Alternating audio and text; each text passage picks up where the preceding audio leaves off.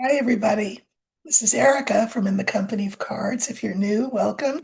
If you've been here before, welcome back. Friday edition. And as always, Fridays tend to be big news dump days.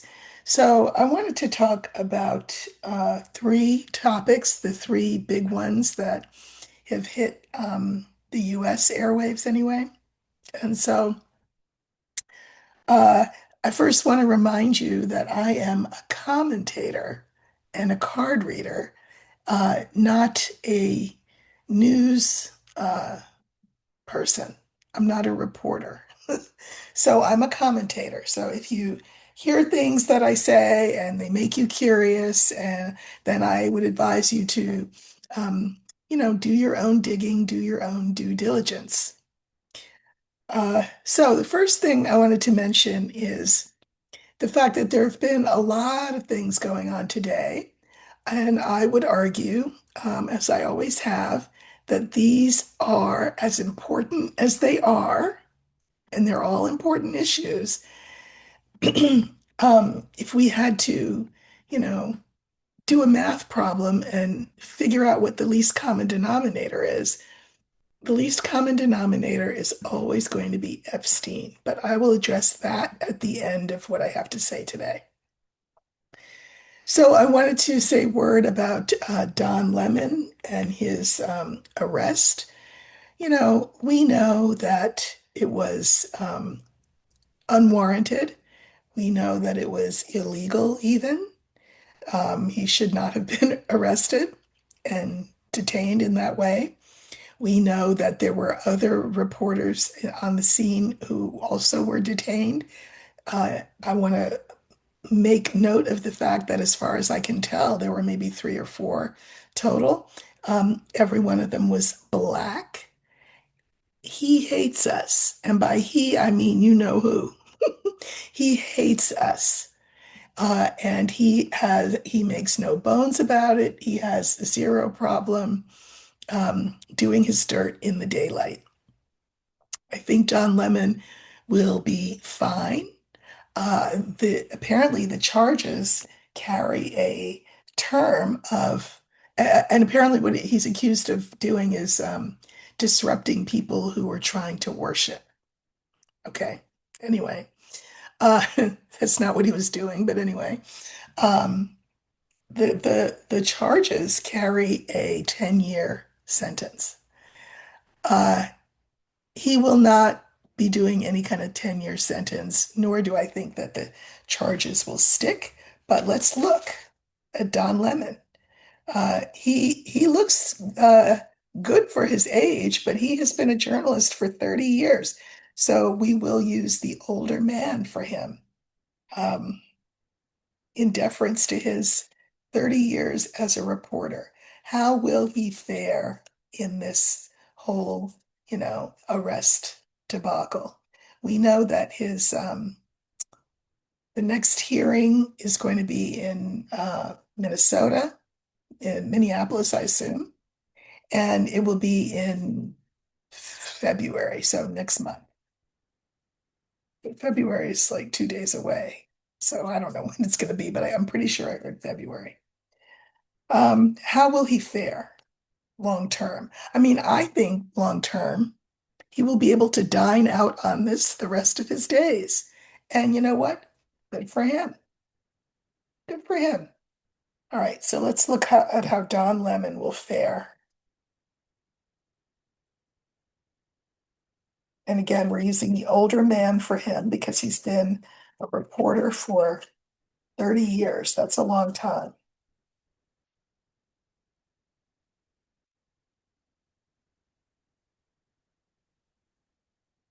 I hesitated at the young man card because, again, he looks young. Of course, black don't crack, so there you go. Another example of that. Okay, so this will be Don Lemon.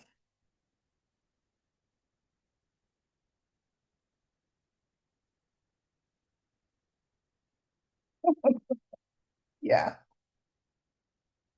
So we have the heart, we have the ring, we have Don Lemon, we have the tree, and we have the ship. I think I'm sure he's exhausted because he cannot have slept in jail after God knows what they did to him in there. But you know, people really like him. He will have gained a lot more admirers, as a matter of fact, by virtue of what's happened. Again, he will be able to tell this story over and over and over again and dine out on it the rest of his days. He's in the middle.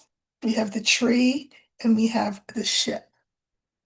So I can mirror the tree with the ring. I mean, again, he'll be telling this story on his deathbed. He'll write a book about it. He'll star in a Broadway play about it. I mean, he will be able to make hay over this situation for the rest of his days. Not mad about that. People love the fact that he's speaking truth to power. He's not afraid. He's not cowed by this. And even if he is afraid, he does what he has to do anyway. And that's the definition of courage. It's not about whether you're afraid, it's acting anyway. That's the definition of courage, being afraid and doing the thing anyway. And the ship for me is just his trajectory. He will go from strength to strength, as they say. So I wouldn't worry about Don Lemon. Uh, the next thing is pretty serious. Well, not that the Don Lemon thing wasn't, but uh, it's about Minneapolis. We know that Minneapolis has, kind of been designated at this point as ground zero. He tried Chicago, he tried LA, he's tried Maine, he's tried New Orleans. But anyway, Minneapolis seems to be the felon's ground zero. Well, the ground zero for what? Uh, More and more people are in the streets protesting the presence of his SS, the ICE, as they're called, but they're really SS. And the protests have become larger and larger. I know that there's supposed to be a statewide general strike. I think it's probably this weekend. Um, we know what the point is. He wants to export this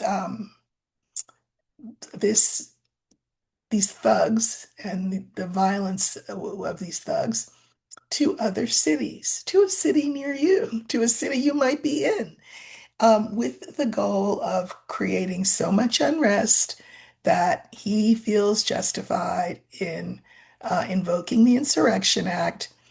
The whole point of invoking the Insurrection Act, of course, is so that he can say, oh, yeah, things are just, we got to get things in order, and there's no way that we could possibly have midterm elections. That's the goal, right? I mean, why in the world would Pam Bondi say to Tim Walz, we'll decrease the presence of ICE if you just give us the voting rolls, the voting rolls. What? What?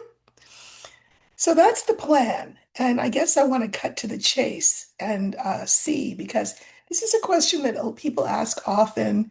I've read on it a few times, but I think it's worth reading on again. I mean, will we have midterms? Will we have them? Forget whether, assuming we have them, he does some funny business and says that the results are what they are not. But I think that the big question that we should be asking right now in this moment is, will there be midterms at all?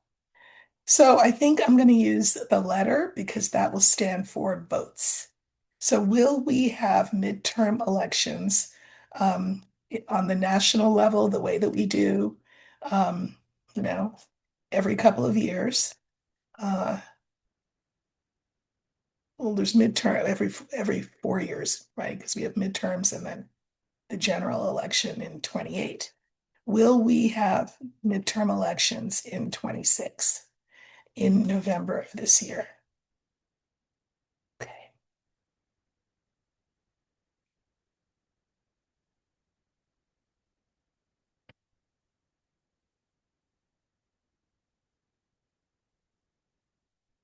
Remember, we're looking for the letter.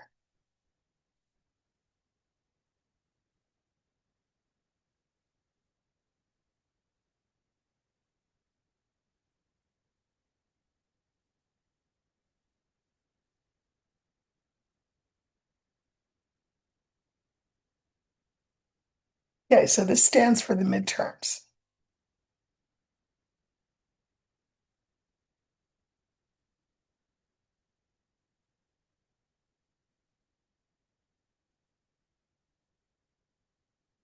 Okay.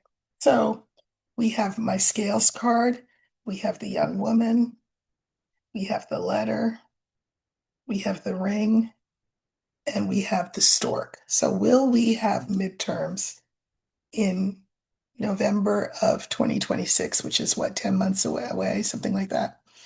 Well, this is the scale for justice, fairness. This is our first card. I can mirror it with our last card, which is the stork. It feels very much like we are living in an unjust country right now. And that's because we are, with a felon at the helm, and I'll talk more about him in a second, who would love nothing more than for us to never have elections again. I bet he probably would like it if, when he dies, that we stuff him and, you know, seat him at the Resolute desk and, I don't know, he's president not just for life, but forever. That's what he wants. But it looks like the scales of justice will um, rebalance themselves by November, and that we will have um, midterms. So he will not be able to cancel them, so to speak. We have young woman and we have the ring. And interestingly, this brings me to my third subject. And that's the subject that everything else has tried to be a distraction from. This is Epstein, the Epstein situation, which is not going anywhere. Just around and around and around. He cannot escape it. He is caught inside that circle there. So, distractions notwithstanding, um, his power, although it seems like it's growing, is in fact diminishing. And Epstein, as I and other people who do this work have said, will be his undoing.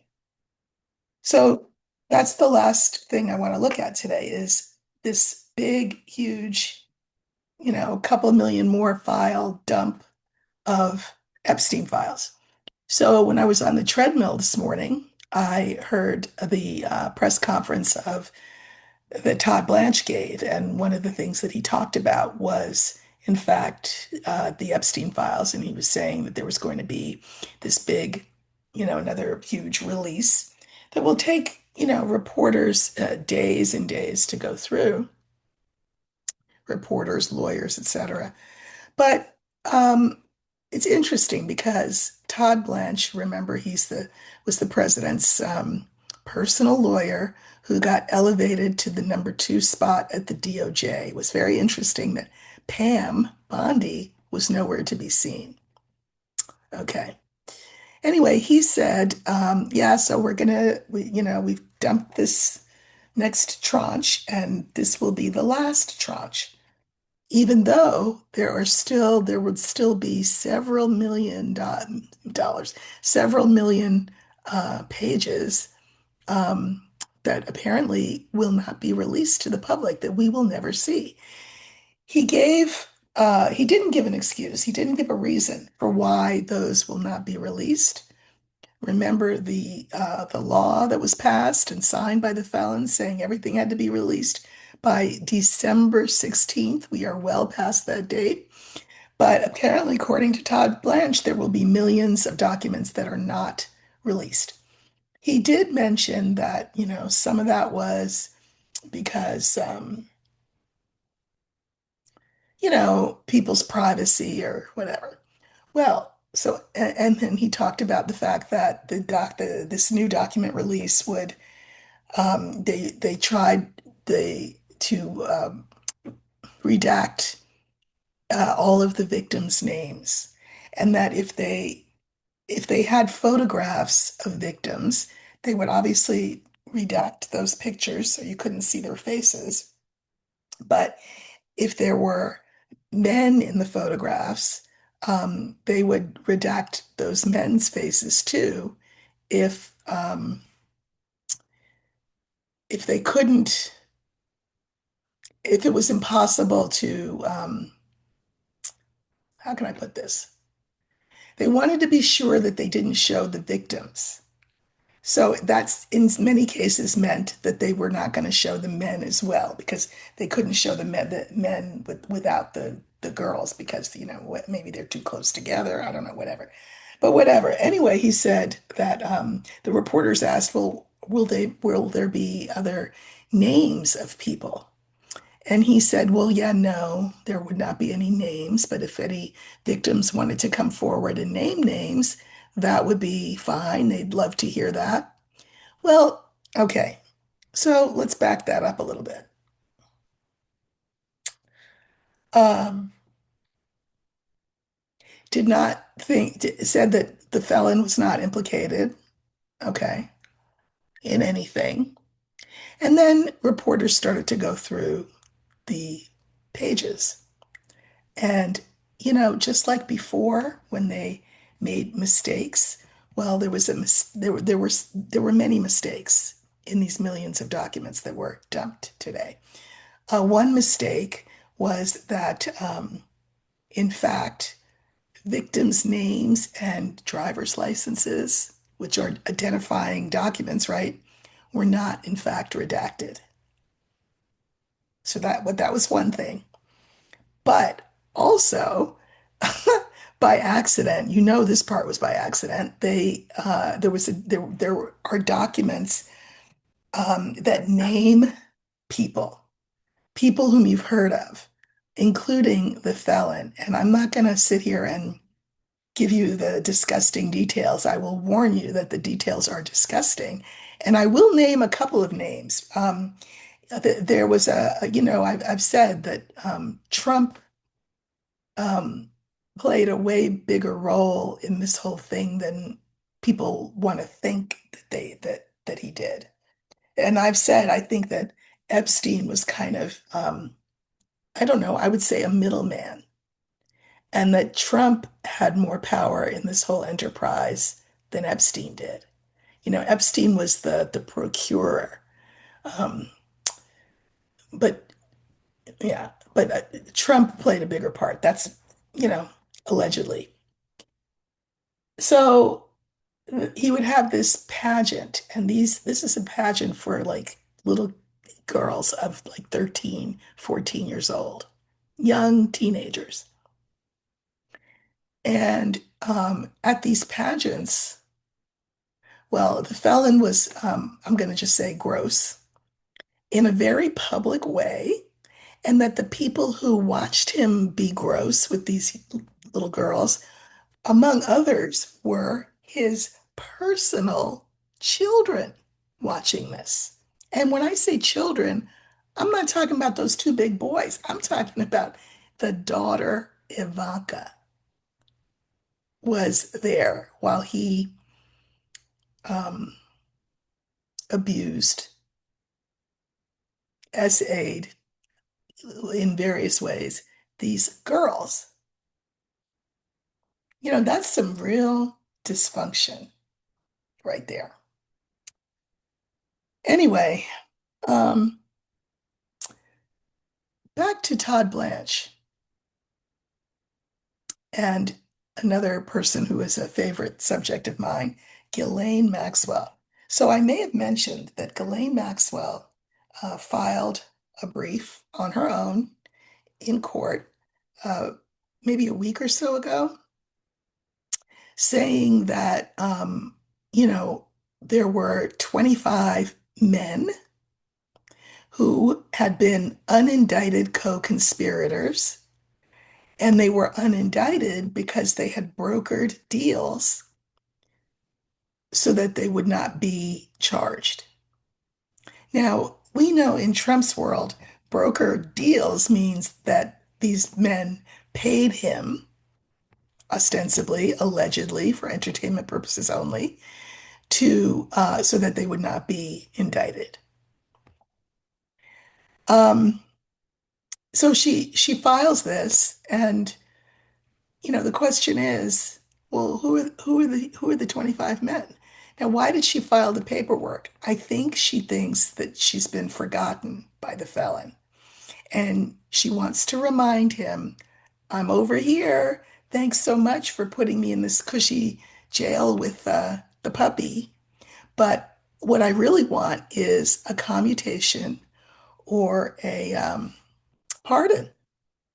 Like, I want my sentence vacated or I want my sentence commuted.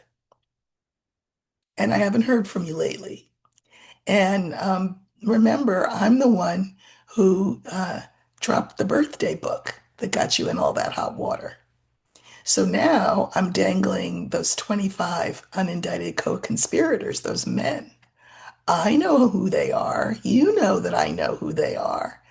I'd hate to have to drop a dime on you and on them, but I mean, a girl's got to do what a girl's got to do to get out of jail. So what are you going to do for me? Well, here's the question.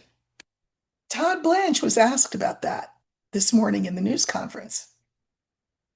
And he said, I don't know anything about that. I have no idea what she's talking about. I haven't heard about that.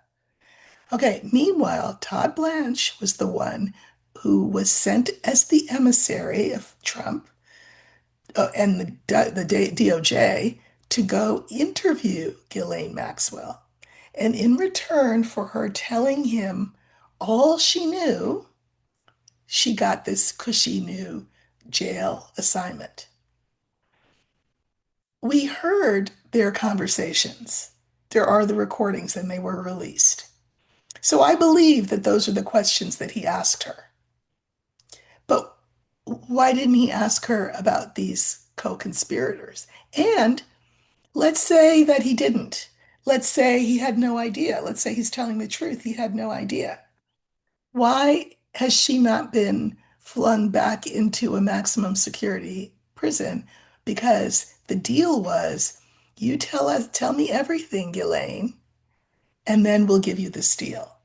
Well, now she's pulling out some new stuff that supposedly, according to him, he didn't know about.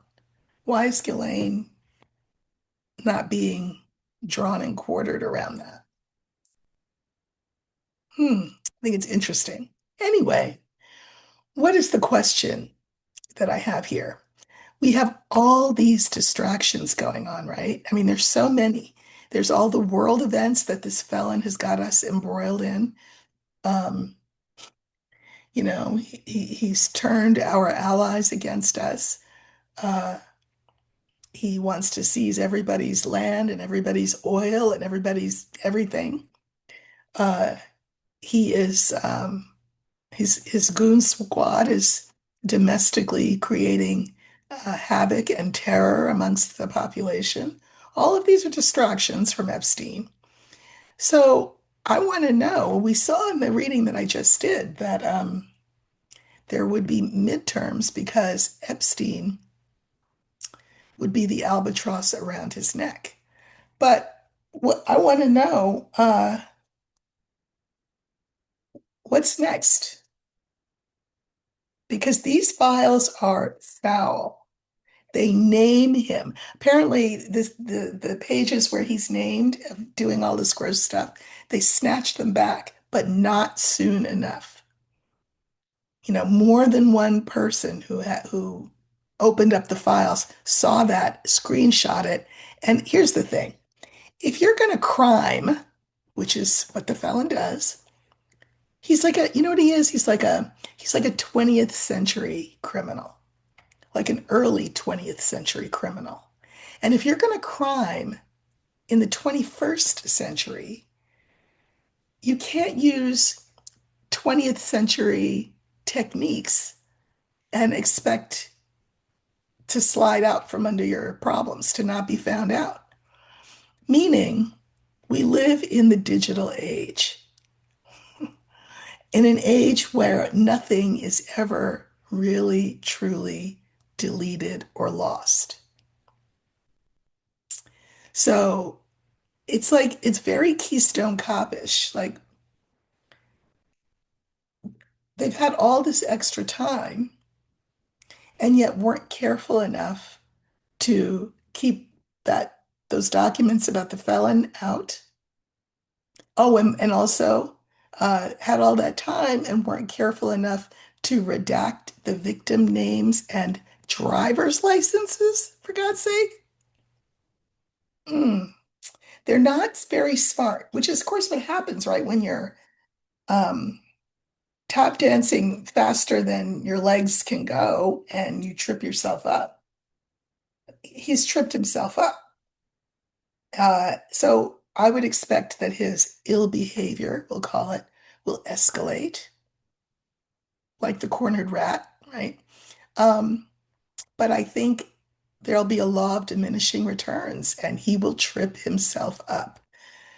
So let's look at Epstein. I'm going to use the young woman card to stand for Epstein. The Epstein. No, I don't want to do that. That's not nice. I'll use the letter again. Before it was stood for the midterms. This time the letter will stand for the files. And I would like to know what effect will they have on anything moving forward.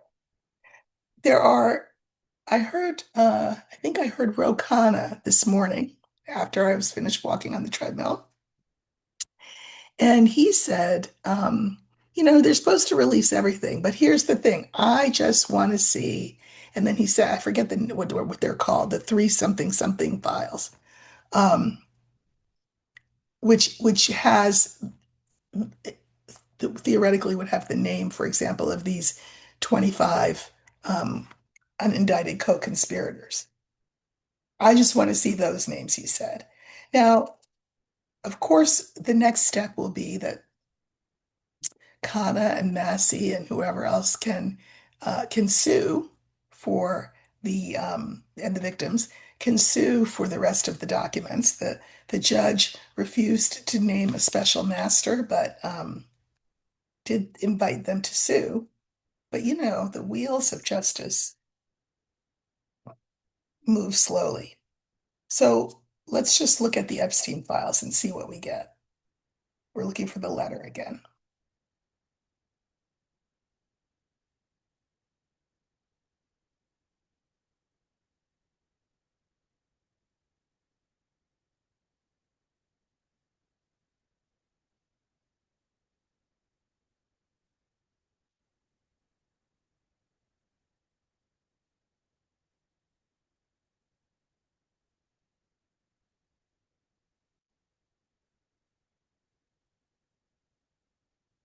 So this stands for the Epstein files.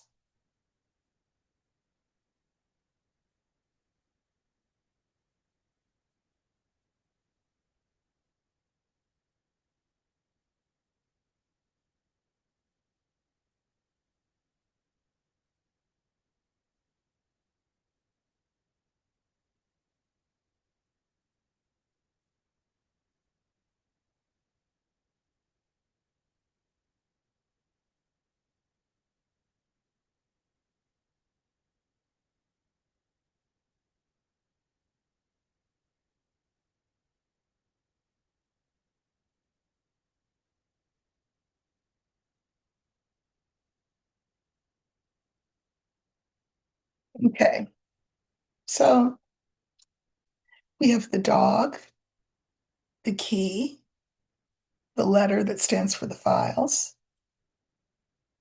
the woman, and then we have the tower. Uh, you know, this is the card for friends. And this, in some ways, is kind of an opposite card, right? If this is friends, this is being isolated, being alone, a man alone.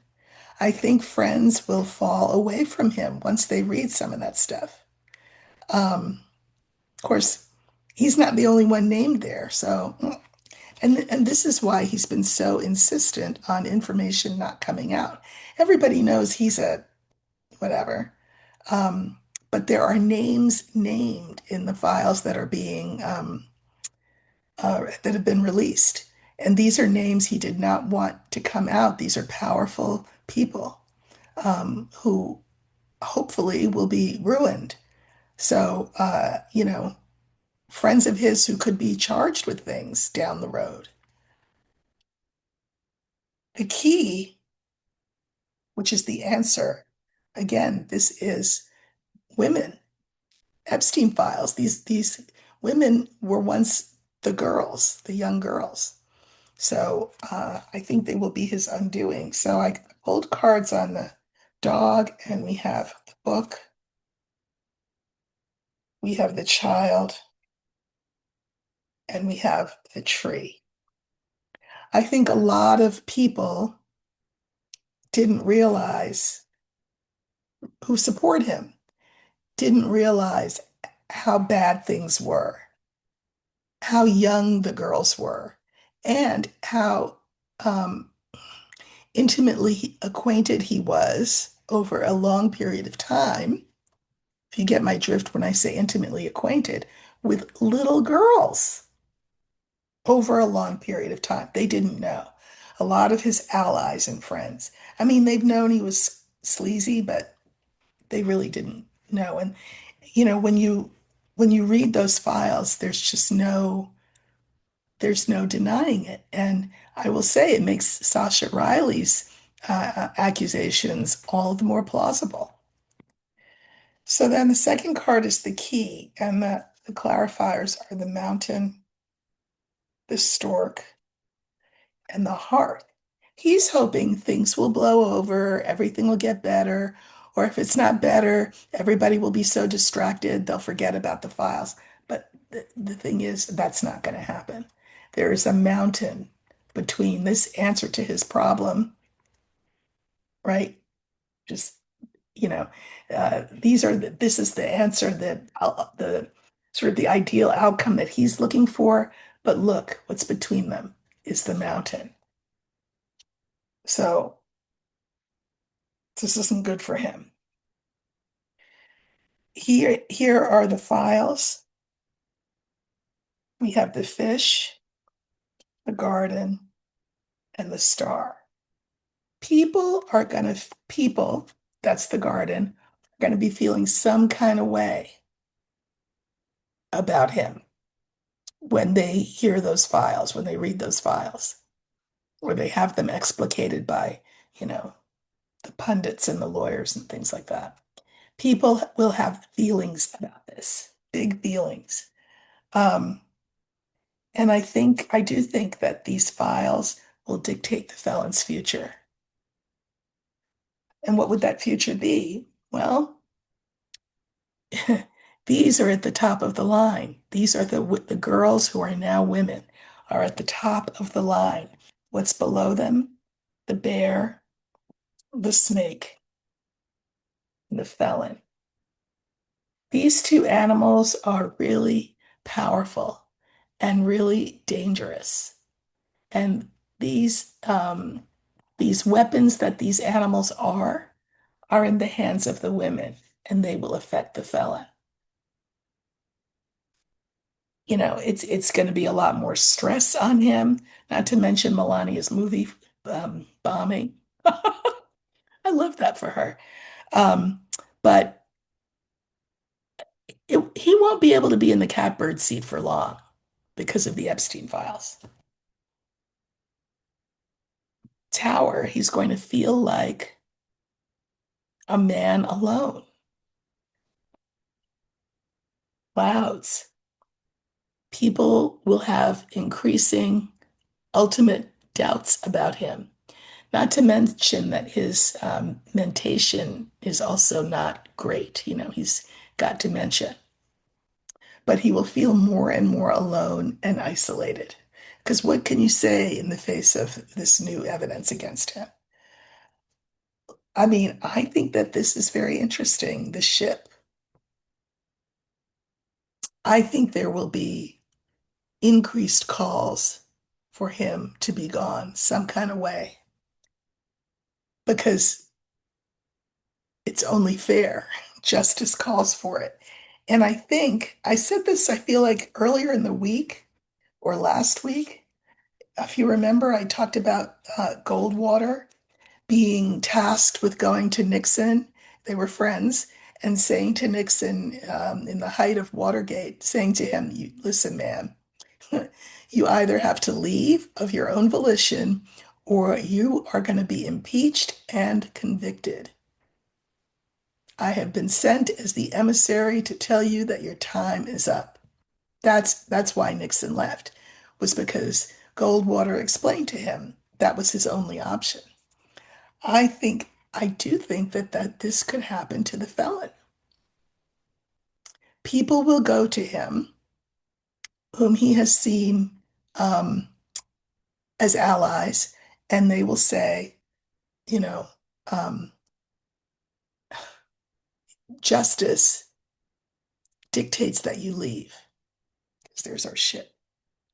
And I do think still that he will be given options that Nixon didn't have. Like, um, you know, your options are we can say that you're unwell and you have to step down, or we can decide you're unwell and 25th Amendment you and make you leave, whether you want to or not, or you can go through impeachment. And even though you've been through it twice, you were never convicted. You will be convicted this time and you'll have to leave. I think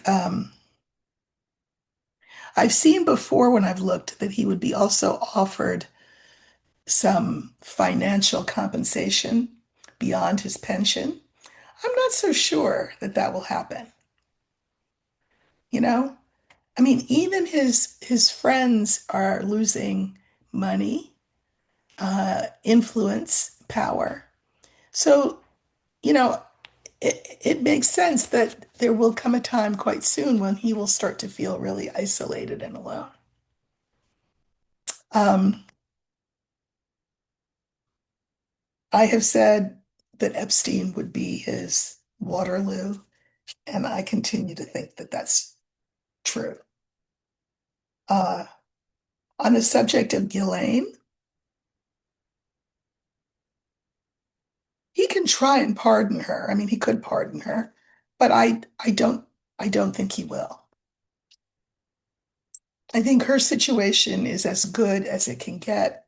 I also think there will be a move to um, return her back to where she came from, meaning a more unpleasant, more restrictive jail environment.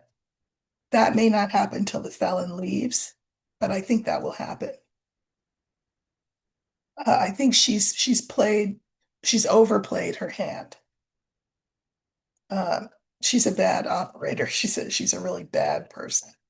Um, let's look and see what will happen with Ghislaine. So again, I think the felon will have to leave office before his term is up. I think it'll be because of Epstein, coupled with the fact that he's, you know, shredding the fabric of our nation.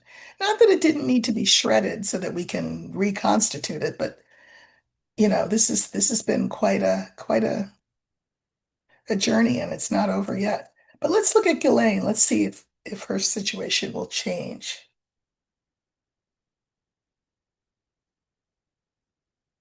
I think he doesn't have a leg to stand on to pardon her um, anymore. Too much time's passed and too much information is out there.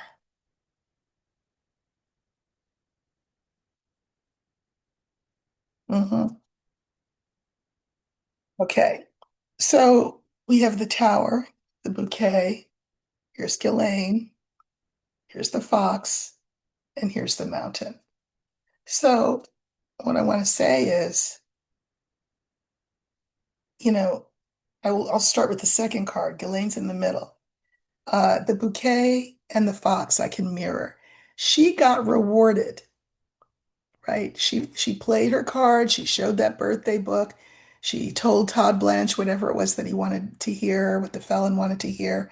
She played that hand and ended up getting um, a relatively sweet deal out of it, meaning that she's in an easier prison setting. Um, but I think she'll end up in the end in a more restrictive prison. I do. I think she'll either be returned to Florida or sent somewhere else. I vote the Colorado Supermax. But anyway, that's just me. I think she'll be put in a more restrictive environment. She certainly will not be released. So that's some consolation. And again, the other consolation is the felon will not pass go. I don't think he will be able to serve his term.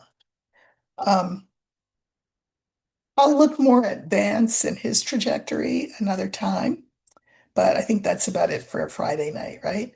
Thank you so much for all of your comments on Lena's and my Worldview 360 series that we're doing. So, if in case you didn't see it, um, this is what I was doing once a month with Lena, but now we've decided to change it to once a week.